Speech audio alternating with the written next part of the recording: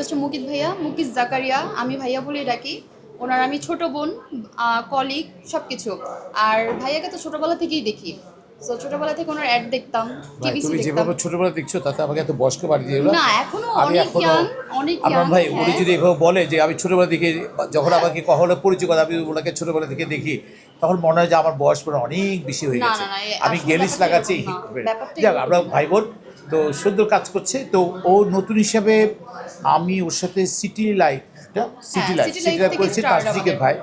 এটি মাস্টার টেলিভিশনে গিয়েছে, ওখানে আমরা দারুণ কিছু মজার স্মৃতি আমরা দারুণ দারুণ কিছু আবার ওবিসি জায়গায় করেছি কাজ আমরা, করেছি। ওবিসি জেবিকো। করেছি, জেবি করে একটা করেছি।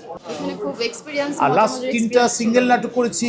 ভাইয়ার বয়স 18, আমি সবসময় সেটাই ভাবি, আর ভাইয়াকে উৎসাহ দিই যে ভাইয়া তুমি বুড়া হও নাই, তুমি তুমি বুড়া হও নাই সরি মানে সরি মিম, তোমার বোন যেভাবে এভাবে কথা বলে তাহলে তো পারবো না।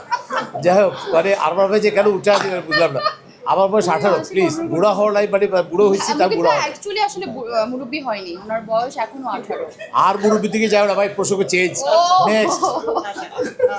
আমি আপুকে প্রথম দিন একটা কথা বলেছি যে আপু আপনি যাই কিছু করেন হাততালিটা নেবেন না 15 বছর, অ্যাওয়ার্ড নেবেন না। আপনি একদম ধ্যান দিয়ে কাজ করবেন, প্রচুর বই পড়বেন, প্রচুর ভালো ভালো ফিল্ম দেখবেন। যত বেশি আপনি যেহেতু বাঙালি, আমাদের দেশের অনেক শিল্পী আছে, নাম ধরার দরকার নাই। ওই পারে যদি কাউকে দেখি সেটি হচ্ছে সুচিত্রা সেন। সুচিত্রা সেন আপনি একজন রমণী, সুচিত্রা সেনকে দেখলে আপনার ভালো লাগবে।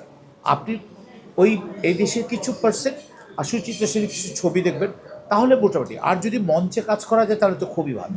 তা আমি সবসময় তাকে বলেছি কখনো হাততালিটা গ্রহণ করবে না, আগামী 15 বছর অ্যাওয়ার্ড নেওয়া দরকার।